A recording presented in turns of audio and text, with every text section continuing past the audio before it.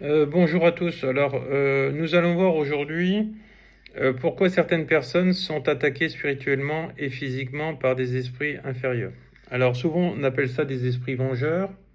C'est des âmes vagabondes qui rentrent chez vous ou qui vous attrapent dans la rue par rapport à des failles que vous avez eues suite à des chocs émotionnels, à des deuils non faits, à des souffrances, etc. Donc voilà. Donc moi, dans ma mission de chaman d'incarnation, depuis 2015, je me suis beaucoup questionné, j'ai cherché beaucoup de réponses que j'avais et que j'ai appris aussi dans le chamanisme mongol et sibérien, où il y a la notion de karma qui est vraiment très ancrée, très bien expliquée, etc. Ou dans le christianisme romain, c'est pas expliqué. Bien sûr, avec l'empereur Constantin romain, ils ont effacé plein d'informations justement pour manipuler le top peuple à travers les religions. Alors bien sûr, ce qui compte, c'est pas d'être religieux, c'est d'être spirituel. C'est pas du tout la même chose. On peut être les deux, mais il faut bien être guidé. Alors moi j'ai eu la chance d'aller au Brésil, dans les cliniques spirituelles et dans tous ces centres, dans beaucoup de centres du moins.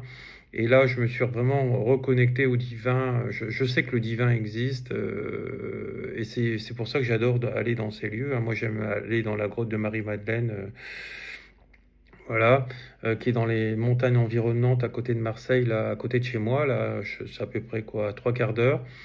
Voilà, et donc ça, c'est génial. Quand vous montez là, c'est une énergie divine, c'est un partage.